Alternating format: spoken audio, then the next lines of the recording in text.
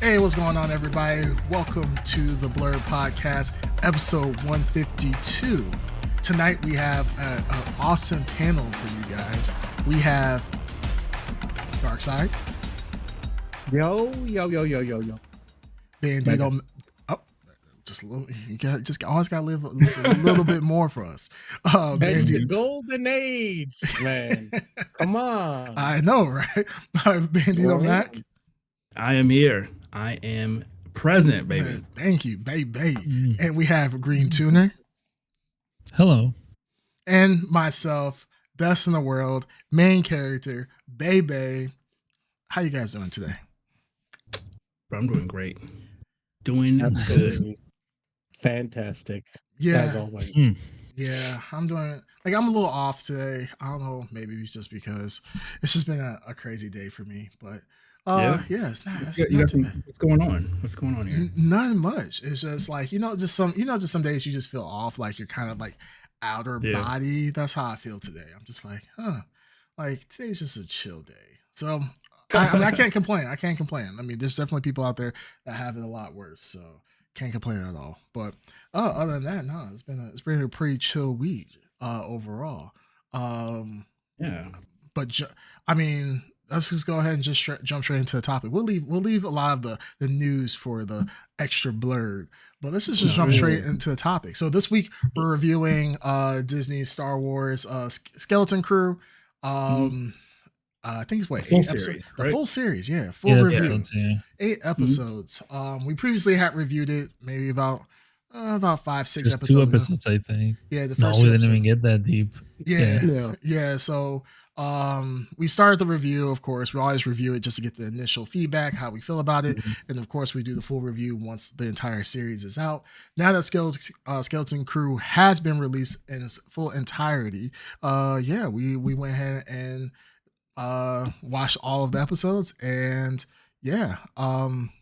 what do you guys going from the first 2 episodes, we had I think pretty much like all around, like all across the board, like 8s and 9s, right? Yeah, pretty glowing. Yeah, those are pretty glowing review for a kind of a new series, a new Star Wars series that had no background in anything that we really have seen before. Like at least Andor came from Rogue One.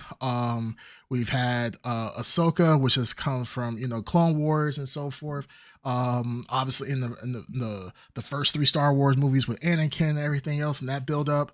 So coming to Skeleton Crew, one, as a lot of people in the Star Wars series or Star Wars fanatics have always said they wanted something new in the Star Wars universe, and they gave it to us finally, a brand new entry, nothing that we've never ever seen before. And it turned out very well in the first 2 episodes. But how do you guys think it ended with his final 6 episodes? Yeah. I loved it. I loved the whole thing. It was a great, it never really stopped from the first 2 episodes. In terms of the feelings that I got in terms of like the sense of adventure, the freshness, even some of the visuals. There were some of my favorite visuals are in the last couple episodes where they go to some planets and back in their home planet. But the whole pirate theme, I love the whole pirate theme. I can't believe it makes sense, like Star Wars with all these rebels and empire and government and this wild frontier of the Star Wars universe that and I'm sure it's been in the expanded universe, but I never attribute pirates to this thing. And I really loved Jude Law's character. He kept getting better and better for me. And even where he ends up, I never got a chance to check. Do you guys know if there's a season 2? We're getting a season 2, or I don't it's think too they've early said to yet. tell kind of yeah, okay. Yeah. But they've definitely kind of left things open in order to do that. And I would be totally down. But this is and I know Snake's not with us, but he might pop in, but I think he was saying that it's been a while since he felt a certain way about Star Wars, being kind of fresh and fun. I absolutely agree with that. Even the last episode, I was thrilled with the last episode. I genuinely have not felt this way about Star Wars in a long time. You know, like, I mean, it's a different feeling from Andor too. Andor was like different. It was good in a way that was like, it just had a different feel. This was made me feel like a kid watching Star Wars. You know what I mean? I don't know if any like you associate with that, but yeah, I really loved it. I hope we get more. Um, but yeah, the whole the pirate and treasure hunt theme, I just they nailed it for some reason. Somehow they did it. So It definitely fits really well. I feel like it just goes naturally with I feel like with space themes because we usually kind of attribute space with the sea in a sense. So like having the whole space pirate romp was pretty interesting. Like I think it got a little bit rote, kind of routine for me a little bit, just in that it kind of went from in the middle there was just you get a lead, you go to this planet, and then you get another lead, and then we go to this planet, and the kids they kind of just follow that beat for a little bit up until the end, but like Darkside was saying, the sets were always pretty interesting. The characters it wasn't terrible. I don't know if that's as much as a compliment as I want it to be, because I feel like it's the history from what I'm hearing about Star Wars, right? They're just dropping a lot of duds, and so this one just being something very fresh, very new, and maintaining that kind of good feel throughout, that kind of good vibe. Because like I think a good example of that being when we find out Jude Law character, Jode, and how we finally learn about his past and whether or not he was a Jedi. And they don't go back and stick it to something else, like, oh, he was related to Palpatine or something crazy like that. It's just like, oh no, he had this experience, he had a Jedi master, and then that kind of all went to shit. And he's just like a dude who has force powers that is just trying to like get by because of his experience growing up. So I thought that was really cool. I really like that they didn't go too crazy with that. That was kind of refreshing because I'm like, I feel like we need more characters that are kind of like that, where they're kind of force adjacent, or they have the force, but they don't necessarily need to fall in with either being a Jedi or a Sith and that sort of thing. So I feel like that was a really good aspect of that, especially at the end, and then how it wrapped up with kind of resolving pretty much all of the other issues that they had. Though I was kind of confused on when they had the X-Wings come in, like the Republic with the Hawk Lady. I wasn't sure, like, I think maybe I missed a scene, or like I got up or something like that. Because I did sort of binge a lot of the episodes at the same time. So they're kind of running together to me. But overall, though, I feel like the story resolved itself really well. And like you're saying, they did leave it pretty open. Like we didn't really see, right? Like whether or not Jude Law character got arrested or anything, right? No, they just left see it open with that. it left it really open. Like he just smiled as he saw his ship like being shot down. And I went back. It was funny. I went back in that episode and I was like, maybe I just walked away, or maybe I wasn't paying attention. And I watched the scene again, and I watched until the end because that was the final episode. And I was just like, wait a minute, that's all that happened. I'm like, did they intentionally make it vague what happened to him to open up for a season 2, or were we supposed to feel some type of feeling like, okay, he's happy that the kids succeeded in destroying the pirates or something? I did not understand what that meant. I think you could have gone like, I think it was I really like the way it was set up, so you can have both of those. Like you can have that open-ended he'll be back kind of thing, or and I could totally see him back, like back to no crew, doing shady stuff again, pulled into something. But you can also see like I don't know, you interpret that like smile on his face like as he sees an opportunity, even as that's crashing, to do something. I took it that way, where like he didn't have his crew anymore, so he's like, oh, I'm glad he doesn't have to deal with that fallout from getting caught, basically. Either that, or I was like, I mean, I leaned that way too. I thought like he was looking at like, oh well, this is going to hell. Like he's literally watching his like everything crashing down, and he's the type of guy who sees like something in the corner of his eye. That's the next opportunity that fast. That's where I got from him. But you could also interpret that the things he told those kids about what the real world is like, and watching what the kids achieved, in spite of his experiences. Maybe that was like a, kind of like his, he lost his way or his childhood, and seeing these kids achieve that, maybe that was that smile, but I think it's more of like opportunistic smile of the next thing he's going to jump into. But let me just say, the one thing I loved about him, and like a lot of people have Jedi fatigue at this point, but there's just something cool about space pirates and a space pirate with a lightsaber with no morals and especially a blue lightsaber, like swinging around, like threatening people with it, having it just there was a freshness to it that I'm like, I want more of this. Give me more space pirates like raiding each other with lightsabers and open up that world. That could be cool. But yeah, no, I hope we see him again for sure.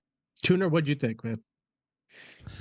Yeah, I love it for all the same reasons you guys said. I like the fact that it's like the old school movies where you actually get like villainous humans where they're actually attempting to kill the children. Like Goonies, you name it. Think of an old movie that you like. I was wondering if anybody was going to say Goonies. This is 100% Goonies movie. Exactly, but or just the ET, whatever, right? Nowadays they have to like dumb it down, but literally it's like adults, just scary adults, right? Really scary adults, and it was cool seeing that Jude Law was the villain and also sort of like the anti-hero at times. But yeah, he made the show. The kids were great too. Those kids were really good. Whoever cast them. Kids usually are not the best when it comes to acting, but all of them did a great job. I really like even the annoying the forgot his name, the main kid. The story is like kind of Wim. Yeah, I hated Wim. I hated Wim so much. I wanted him out of the airlock at any point. The other three kids are I love those other three kids. They were great instantly. Like each one of them was like it was endearing to me. But this kid, like, he was annoying right till the middle of the series, and then latter half, he kind of started to grow on me. He was still annoying at times at the end, but that's his character. Really, that's his character. They make a point. Even the pirate, he's like, this is the most annoying kid or whatever. He says something to that extent. Yeah. And he specifically pointed towards him. So kudos to that kid and the writing, because came across really clear that he is that type of kid. And that pirate robot, man, I don't know, man. Star Wars knows how to do droids for some reason. They know how to write them. That's some he was phenomenal. Like they give him such a personality. You're like, oh fuck yeah, he's memorable.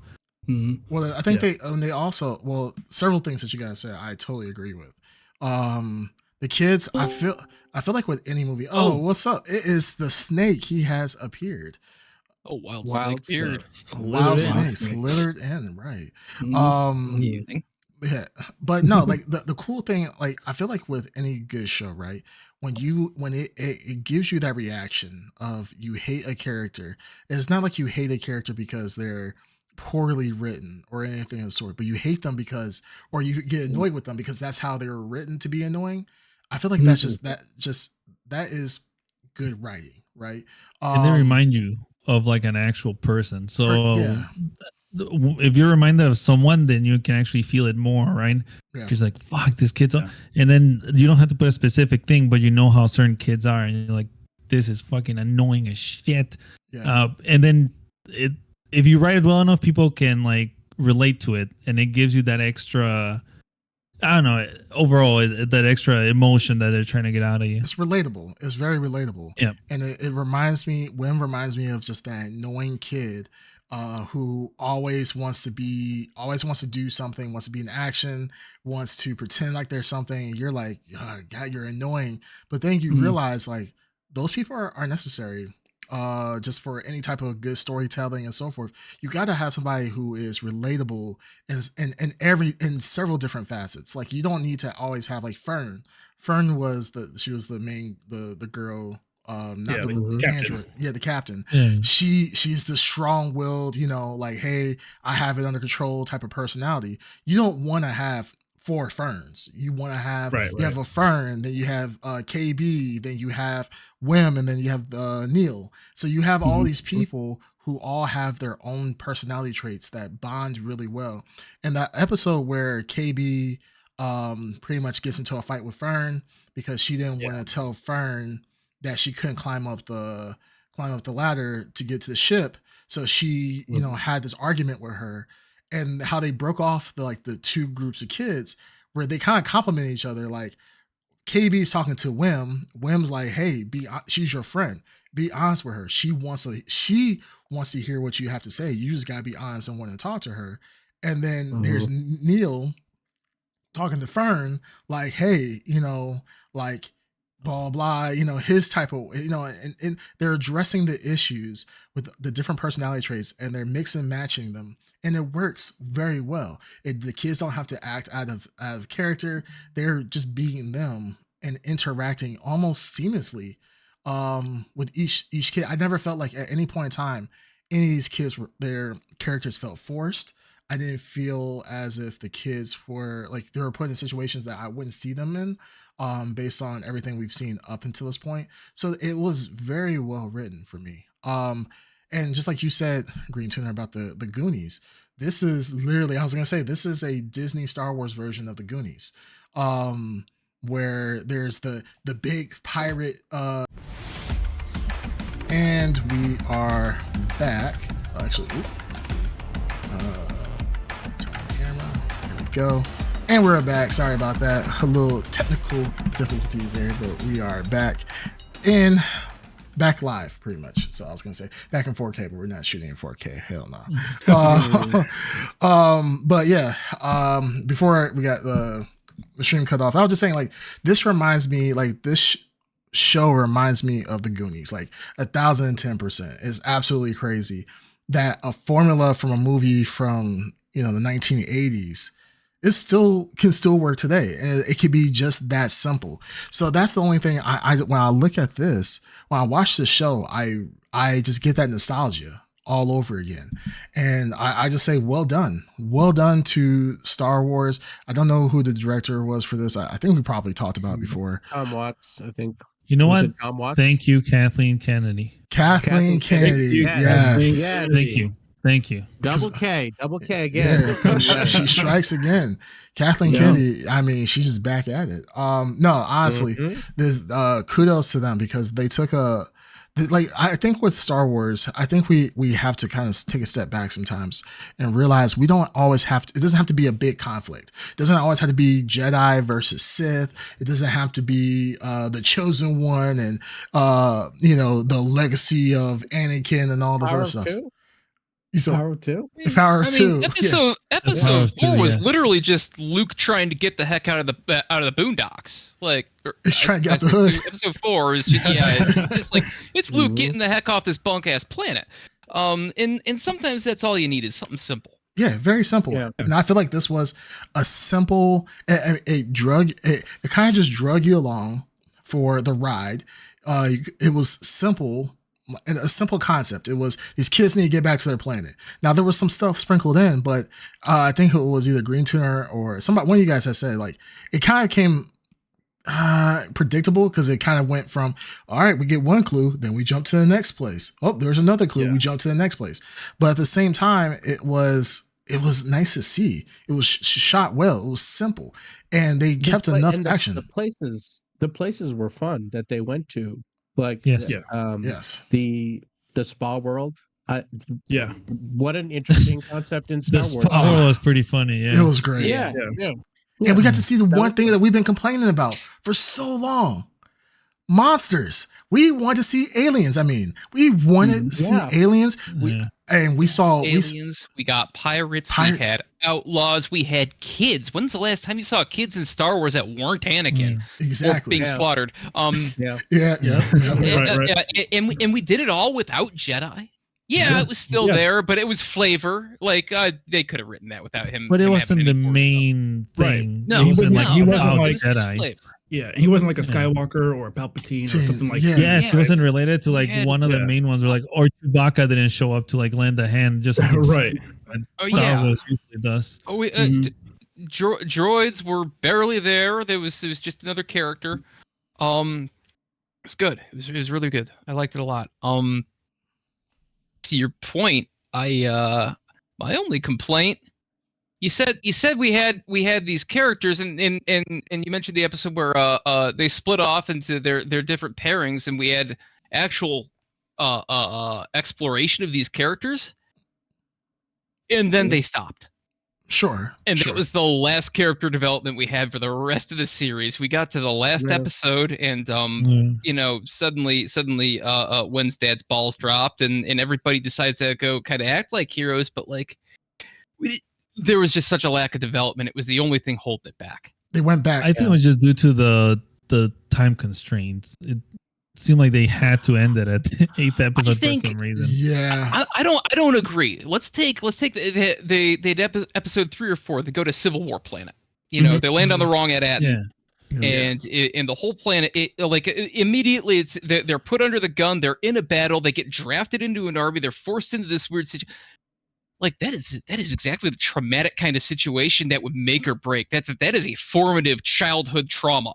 Like that's where we should have seen some character development, and nothing happened. Well, I think it kind of just went with like they tried to get Neil to develop a little bit. Like I kind of agree with you there, because like he almost has a moment, right, where Neil almost has like 3 moments, and it drives me nuts. And then like they kind of just as soon as he was confronting, like, you know, he was in the front lines, and then suddenly it was Jod, and then it was over. It was like, that was, and the whole thing was, it seemed kind of like, oh, okay. It's like every time Family Guy tries to be nice to Meg, they just change the scene. Yeah, pretty much. No, I feel like with Neil, like I do agree with you to an extent for sure. I feel like there could have been a lot more development, but also it was one of those situations like with this is like, was it good because it was short enough for us to enjoy it? Will we have enjoyed it as much if it would have went maybe 10 episodes and they had more time to flesh things out? Now, I see what you're saying, Snake. Like during the time that they had, they could have went the entire way for development, right? Neil could have been developed. They kind of developed Wim to an extent, but then they had the goofy moment where he kind of stood up and he had the lightsaber in his hand, and I'm like, they're not going to give my boy. That was great. Yeah, they're not going to give my boy a shot. I was like, I know the lightsaber's upside down, and sure enough, it was. But I think there was several moments of those, but I feel like at the same time they wanted to keep it relatively light. Not saying that character development has to be light in either case, but I still felt like this was like this show's not for us. Right. I don't feel like it's really for us. This is more for like a young 8-year-old, 9-year-old getting into Star Wars. You don't want to inundate them with Sith and Order 66 and kids getting slaughtered and so forth. You want to kind of have a campy kind of show to give them to watch, and that's kind of what it was. Now for us, you know, we're looking for Grammys and so forth, and I think if a kid watched this who likes Star Wars, they would think this was like, this should get like, or not Grammys but Oscars, like 10 Oscars and so forth. So I feel like, I mean, you kind of have to, I feel like you have to step back just a little bit, in my opinion, just a little bit, and remember the target audience for this. But it still translates very well across the board. I feel like adults can enjoy this. Like if I had some kids and we were sitting here watching this, I think we could have definitely enjoyed the show as a family. And obviously I could watch it by myself being childless, and it can enjoy it all the same. So I think that's just that's the makings of a really good show. It kind of like I said, going back to the Goonies. Goonies you could watch in the exact same way. You could watch it by yourself and have a good time, or you could watch it with your kids and have a really great time. It can work in both. Some might be more pleasurable than others, but overall you're gonna have a really, really good time. So I don't know. I pleasantly surprised. I feel like I don't know. I feel like the show's a funky onion. I feel like it's got all the makings. When you peel back all the layers, you start uncovering things. You know, you don't have a great plot. You don't have characters with development. You don't really have a great bad guy. You got a mysterious bad guy, and you got a fun bad guy, but he's not like a great bad guy. And then you've got like the whole problem of the driving story is, you know, the mystery of the planet and the pirates attacking, which is good. You can use that as a little bit of undercurrent, but it's not driving the whole freaking thing. You peel it back. I don't think there's a lot. I think there's a lot of good flavors, but I feel like the whole thing's like each individual thing's not really that great. So I come out saying that I liked the show a lot, I just think it's not that great of a show. But it's still also the best Star Wars thing I've seen in like since Andor. So it's a really weird mix of feelings that I have. And the fact is, I freaking liked it because they kept doing new stuff. Yeah. Yeah. I definitely thought it was less predictable, except for like when it was getting kind of like when it was getting a little bit routine. But definitely like I was wondering the whole like is he really evil? I liked how it kept making me wonder if he was actually like, does he really want to kill these kids, and is he actually going to go through with him? It's only in the last 3 episodes there that he really sold you. I'm like, oh, he's a real bastard. Yeah, it's a real asshole. Yeah.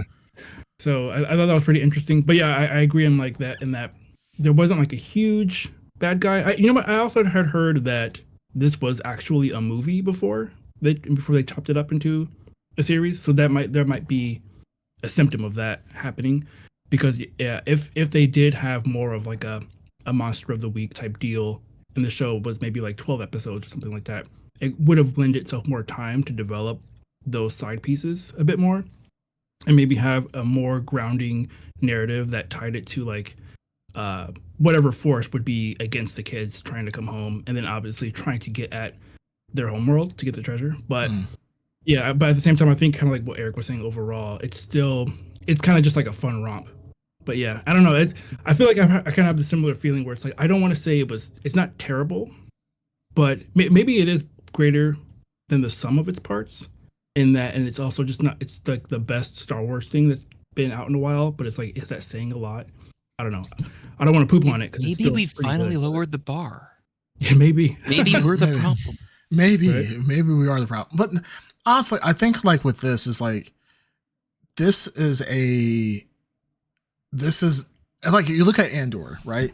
Andor is very serious. Andor is very gritty, is serious. That's an adult Star Wars. Like, I would not watch that with my nieces or nephews until they're like at least 16 at the minimum. Like, I'm not watching this with some kids. Yeah. I'd definitely be interested in it, right? Like, because like they're not even old enough to, I feel like, unless they're really into like mature stories, right? Right. Kids love politics. We've all yeah. They love it so much. Love the Trade Federation for sure. Absolutely. So like, that's what I'm saying. Like, we have Andor on one side. Senate hearings. Yeah. Like, oh yeah, like, man, that was my favorite part, episode 2, when they're in the Senate talking. Like, God, like, man, it was great. Like, no, they're gonna care about the Force and lightsabers and so forth. Like I said, like, this is the opposite end. Like, well, we consider Andor a good mature show, and there was a lot of things that we liked for it doing new things in the Star Wars. It was making it like almost like how we talk about DC and Marvel, like how we like street level drama more than the intergalactic politics that goes on. This is the same thing with Andor, and also with Skeleton Crew. This is not Republic versus the Empire versus Jedi versus Sith. It's just kids trying to get home, and it's more street level as much as you can make it street level within the Star Wars universe. Star Wars universe, for the most part, you're going to be off planet doing things. You're not going to be just within your own small little faction in your own little colony in whatever planet that you're on. So I feel like this is what street level kid stuff is within the Star Wars universe. And I don't think there's something wrong with it. Now, ultimately, would I want like 3 different series like this? No. Like, I think this is a really great working point. Now, if they continue to evolve this over time, something kind of like like a Stranger Things. Like, season 1 was one thing, season 2 another thing, season 3 and 4, and it's evolving and constantly updating and moving the story. I'll be fine with that, with something like that with Skeleton Crew. But I think this is a good jumping off point. And I have to agree with what Snake is saying. The individual parts make it good. The sum total, with the sum total makes it good. The individual parts, not so much. But it's the sum and the totality of it that makes it a good show. Now, can we nitpick it on the individual parts? Absolutely. And I think that's fair for any show. But I think for Star Wars, as much as we complained about what we wanted in Star Wars, after all this time, this is a very great entry and a very great start to the new empire that Kathleen Kennedy is building within Star Wars. She's obviously listening to the critique of the true Star Wars fans out there. So now where she's starting us, this is like Iron Man 1. This is Iron Man of the Star Wars universe. We're starting off with these little kids, and then we're eventually going to build this up into, a true episode 9. So that's my 2 cents on that. In the Star Wars expanded universe with 20 movies for different heroes and stuff. Yeah, the stew. That's what we're kind of. No, the stew. Yeah, sure. I mean, I don't know. It's just. So what would you like from a second season, if they did a second season? What you guys? My first thought coming out of the show was, where are these kids in 5 years? Where are these kids in 3, 5, 7 years? I thought the same thing. Dead. What? Dead. When's probably dead. Once the word gets out that there's a mint in there, and everyone and their mom comes and tries to get it. I got a lot of problems with the last episode, and I'm not gonna dissect it, but like I don't like the way that they left. They really cracked open that eggshell and just left it all out on the table. There's so many unanswered questions. There's so a lot many of problems, questions. but like I mean, it kind of also paints the our beloved Republic in a very bad light, that they basically enslaved this entire group of people. Like, that was my question. I believe they were forgotten. They're forgotten, Yeah. I think Where's they the money going? clear, Where's the money going, Steak? Where's the money going? Yeah, because like they also did you said see in the their size of those vaults? I don't think it's going anywhere. But they had they were aware of an emissary. They knew of an emissary. They're like, people will come. They're like, just talk to someone else and they'll know how to get past the barrier. So it's like, what's that all about? So they're just mining and minting credits. Wasn't it just the droid who knew about the emissary, or am I out of my mind? No, they all knew. Also we forgot to talk about Mother. But the design of the supervisor. Oh, the AI big droid. I was actually surprised by that. He looked so cool. I was like, and I was pissed when they killed him because I was like, oh. Well, I love that it has the same giant like weak spots, just like the Death Star. Yeah, so they pretty much. probably got the same guy that designed the Death Star. Let's put a really big eye, and once you hit it, it's all cooked. Yeah, the whole thing. It's really just a weak Mega Man boss. Yeah, well, no, it's not just the boss. Say standard video game design on the. Yeah, you stab it in the eye, it disables the entire pretty much electric grid of everything dies. And I was just like, what in the bullshit ass right? No backup generators, no safe, like no backups, no fail safes, there was no redundancy in any respect. No redundancy. I want to know what percentage of that planet went down on account of the supervisor being taken out. I was tearing my hair out. Like, this makes no sense. There's on an infrastructure level, like, I'm losing my freaking mind. This was the future. Last episode. I said flaws and everything. But this is the future, remember. And then 2, what really irritated me was the father. He just acted nonchalant. He's like, oh, we must have a power outage. The droids died. The droids died too. Yeah. And then the kid pushed the droid over. He was like, what? You pushed the droid? Like, first off, like, dude, you did not see that the droid was deactivated the entire time. And then second, how often are you guys having power outages on this planet that you don't like, oh, looks like all the lights are gone. It is dark as shit on this planet. But hey, it's no big deal. That's never happened before. Yeah, right. That's he's like, oh, it's another brownout. Oh, there's wildfires happening, so it makes sense. Never seen that before. Like that really, that kind of irked me. But Snake, you're 100% right. There are a lot of questions left after that last episode because before I talk, let's dissect it a little bit. Jude Law's character, the way that he reacted to those credits. I'm not gonna lie, like you could feel the emotion. Like he was like super excited. Wasn't anyone watching the like? This is kind of odd behavior of the emissary. Like, right. This dude just busted all over these gold. You could hear his pants tightening. Yeah, right. All right, back it up, pal. Like you're getting a little too excited for an emissary that should know how much gold we're minting. All of a sudden, you just creamed your pants. All these credits, and you're like falling on your knees, and like none of the droids. The mom just like, oh, okay, yeah, okay, yeah, that's what they do. Yeah, that's a normal reaction. That's an emissary for you. That man knows his gold. Like really weird, but no, it didn't make sense because now you have the New Republic coming in.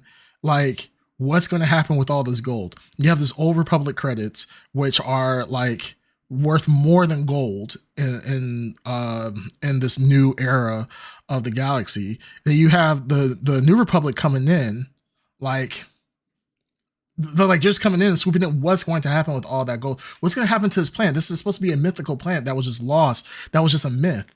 And now we found it. What's going to happen to these people? Then you have whatchamacallit? This is taking place before New Hope, right? Is this technically before New Hope? Because that was Princess Leia's. I thought that was Princess Leia's ship, right? No, that's just a blockade runner. Just a model. Oh, just a model. Yeah. Okay, but no, because you can buy one of those off the lot. But but they emphasize it so much. Like, out of all the ships on there, like that was the one ship they spent like 30 seconds on. They didn't spend not even a fraction. Star Wars reuses shots on that shit all the time. They do their own throwbacks all the time. Well, that's also a like iconic Rebel Republic like type of vessel. So like that's like their, so you easily know what side they're on. But no, this series takes place like in the New Republic era. So it's like modern. It takes place in current Star Wars time. That's why I thought it was like it's supposed to be New Republic because based on what they were talking about. But I was like, they're showing her ship. I'm like, are they signifying something? But okay, it was just being there just to signify. Okay. But yeah, no, this is this was just great. This was just a great series. I loved it. I mean, we can dissect the last episode, and yes, does the last episode feel a little rushed? Yes, could have been another episode added in to flesh it out a little bit more. Absolutely, I think it could have, but I think it was really. I think it was pacing was fine in the last episode. I mean, there are like some stuff, but yeah, for what the show's pace has been, I think that even I looked at that last episode and went like, I wonder if they can wrap this up. And I think I was satisfied enough where there was not enough. I mean, there weren't any like glaring threads that were left that I'm like, bothered by. Like I said, like the Jude Law. Like, I mean, I like that it's open ended where like they can go in any direction. I like where he's at, and like every other character, I think got somewhat of a resolution, on what their return and whatever they were dealing with in some capacity. I know we could have explored it more, but I didn't hate it. I didn't hate the pacing on the last one. Well, yeah, really quick. I think the battle stuff was cool. Go ahead. Really quick. So while you were talking, I was looking up really quick, and I didn't pick this up. I knew there was a correlation between the Princess Leia ship from A New Hope to this. So they're saying that Fern is potentially going to be a Princess Leia stand-in the future for Star Wars. So it's a whim in the finale referred to her as Princess Fern, and that like how Princess Leia had C-3PO as kind of like her her attendant of sorts. They're saying like that's how Fern, they were trying to have Fern be to mimic how Princess Leia was. Well, Fern was the leader, being really confident and so forth. Had SM-33, and she was the captain. And SM-3 just kind of listened to her, even at the end when he kind of went against his protocols as a pirate and so forth. So they're saying that. I mean, that's a bit of a reach. I kind of feel like you should have put your tinfoil hat on for that one. Yeah, I don't know.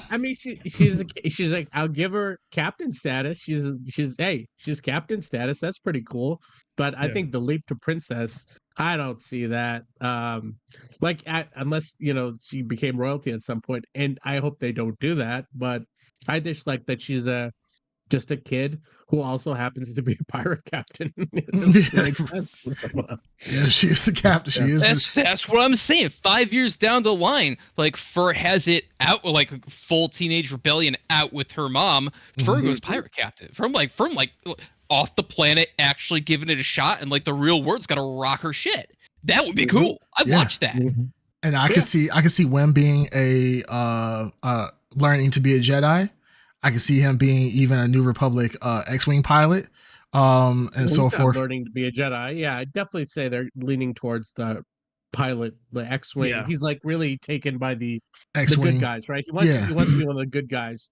He's associated I could see him being like a space cop, like the X-wing pilots are, right? Yeah. So you remember the guy, the other main character in Fallout, the Brotherhood guy? Yes. Yeah. Yeah, that's when. That's when in 3-4 years. Hopefully, yeah.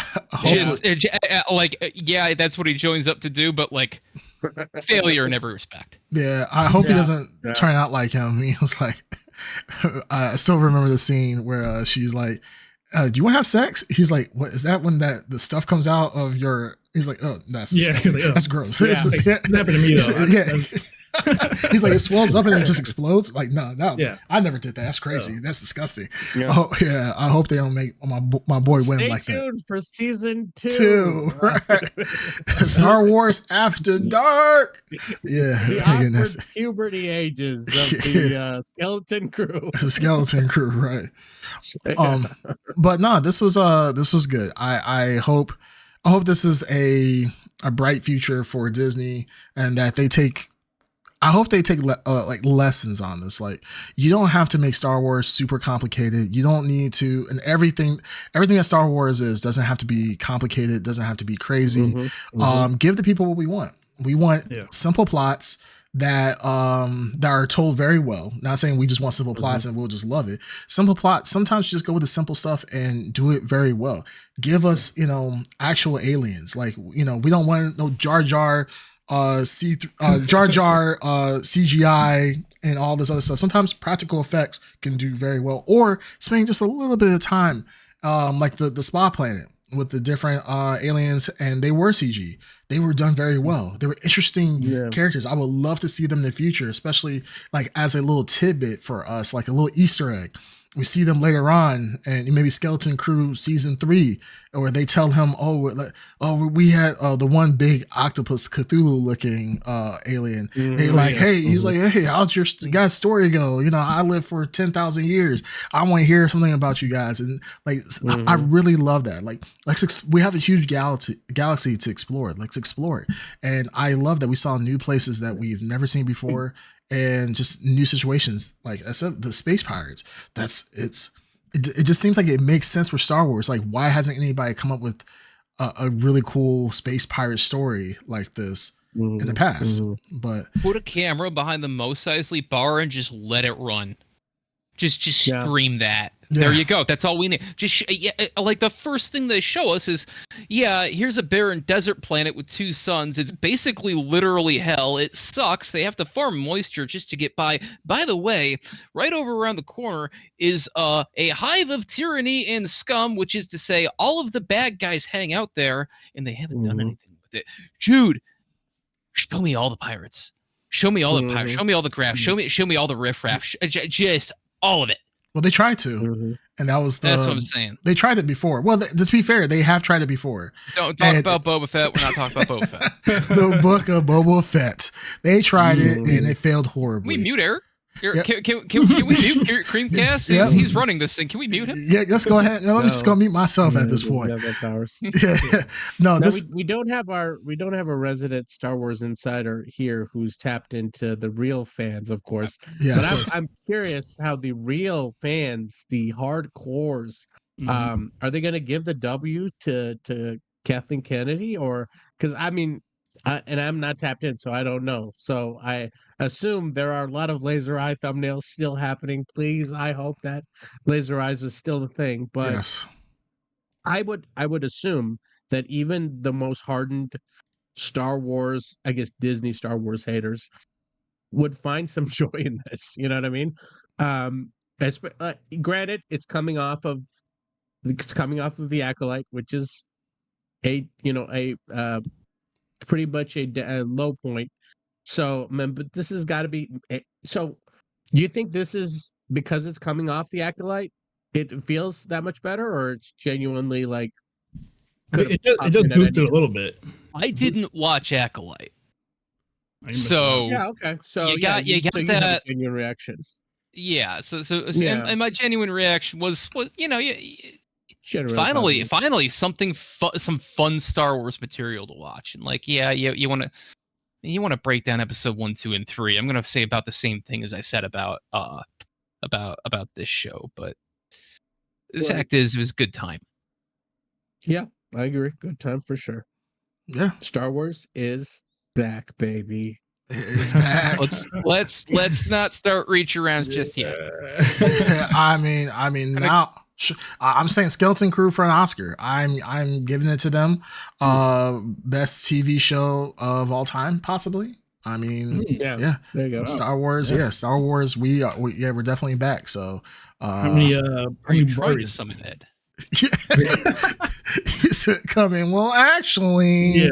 Mm-hmm. Oh yeah. How many blurries would you give it? Blurries, eh? I would say 9. 8.5. Really good show. Ended strongly. I am happy if we get a season 2, if it was as good of a quality or improved on it. If we don't get a season 2, I'm happy with that as well. I feel like it did wrap up enough where I don't feel like I'm missing out on too much, but there is a gem of stories that they could possibly do and different routes they can take. So, yeah, I'm good either or. I would say for me, I'll give it a 9. I really enjoyed it. Really great. Had we wrapped it up, it may have been a contender in my top 5 somewhere. I don't know. Maybe I don't know what to think about it, but it definitely ranks among my favorite things in 2024 for sure. But yeah, number 9 for me. Nice. I probably give it an 8. I give it a strong Star Wars 8 because it's like I was saying, I don't know if it's just because it's everything else has been kind of doo-doo, but for this to really shine and be what it was, definitely greater than the sum of its parts. Really solid. Can't hate on it. And especially for a show with children, I usually do not like children in acting in any capacity, and it did not piss me off. So yeah, definitely a good show. Highly recommend. All right, Green Tuner. I'll give it a 9. I really enjoyed it. I wasn't expecting Citizen Kane. It's the same thing. Goonies. It's a great movie, but it's not something that you fucking have to think about and break down and analyze. It was fun. It was creative. It was something new, and I'm gonna watch it again. All right, solid. Snake. Maybe that's the right perspective. Maybe we just came in just not expect, Star Wars show with kids. We all kept it real low, and we all kind of wanted Goonies-ish. And I've never seen the Goonies, but like I'm just gonna roll with the vibe. But maybe that's, maybe we just all look through it through the right tint, and that's the way to make it shine. I'm not kidding. I genuinely liked a lot of what the show did, and there's a lot of fresh air for Star Wars in me. But like, I feel like if I went back a second time, I'd have a much harder time with it. So I'm sitting at a solid 7, but like that's not a bad thing. Like that's fine. No, I don't think it's bad at all. Is it like for a Star Wars fan? Like it's obviously that's going to mean a lot more. Yes. Right. Yeah. Well, you remember our scale. We try to do the true 1 to 10, where 5 is average. So 7 is still good. That's really good. Yeah. And maybe one day we need to actually give a number or give a description of each of our numbers, so that we're all aware of what our numbering scale is and how we can, change it or how it reflects per person or something like that. But no, 7 is still solid. That's a very solid rating. So, and then the one thing I really liked what I think it was Green Tuner said it. You don't have to think about it. This is that's another thing I really liked about the show. You don't need to think.